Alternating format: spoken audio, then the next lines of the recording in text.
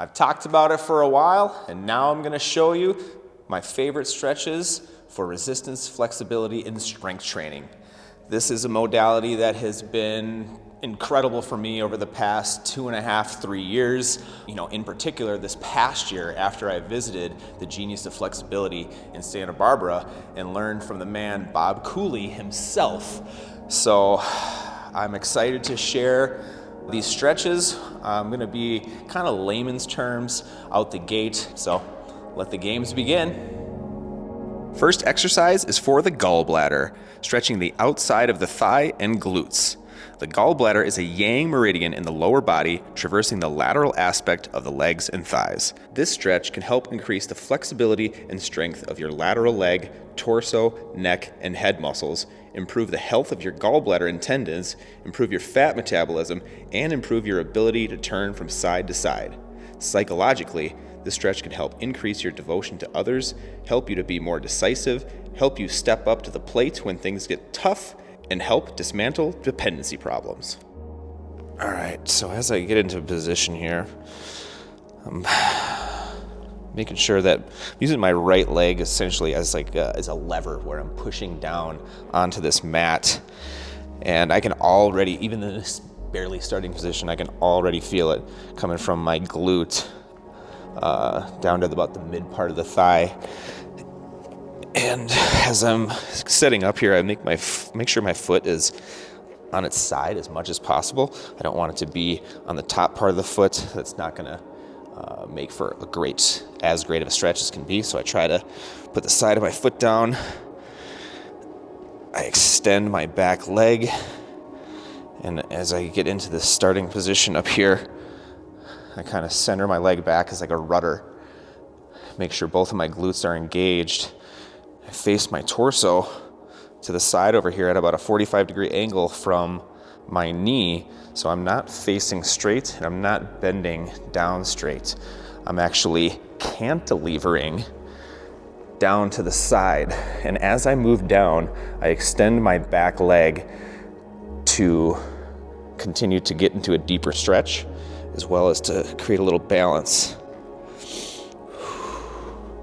You can breathe at your own pace while you're doing this. It's just important to actually breathe.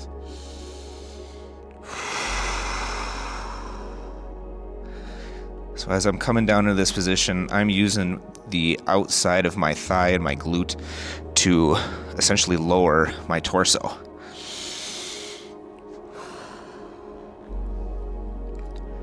And it's still engaged. It's contracting this whole time. It's even going to contract as I slowly come up. Oh, that is such a wonderful stretch.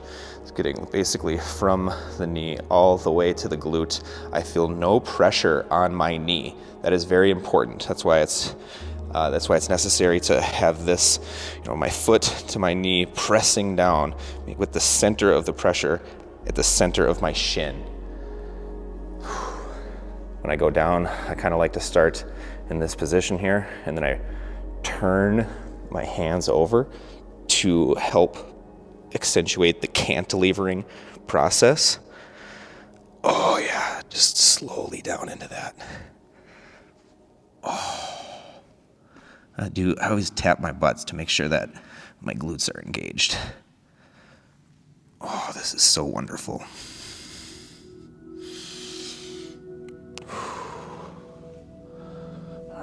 I'll do just one more for this.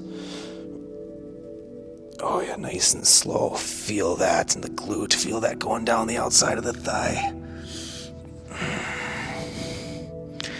With each stretch, I can go down a little further. Oh. Okay. I like to do 3-4 reps before switching sides. You can obviously do more. When I pick up that leg, I just extend it out, loosen it up a little bit, shake it out, check in with it, because I want to make sure that my knee is not hurting, or I'm not hurting anywhere else. And feeling good, so I'm going to move on to the next side. This side's always a little tighter for me. There's always going to be one side that's tighter than the other. Holy cow. I haven't done this for a good week and a half because of the travels. So I am tight and not as strong as I feel like I should be for doing this demonstration, but you know, that's the nature of life. I got to do these things to maintain. Oh, I'm taking a week and a half off. Not ideal, but not the worst either. Okay. Oh, this feels amazing. Even though I'm tighter on this side of the starting position, it's not as tight throughout the whole entire motion. So these are just little things to pay attention to as you're doing this pigeon pose gallbladder stretch.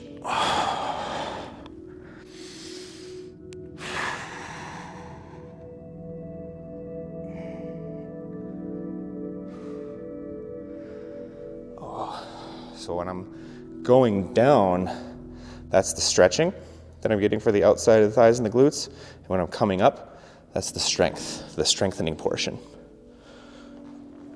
Okay. Oh, that's feeling so good now.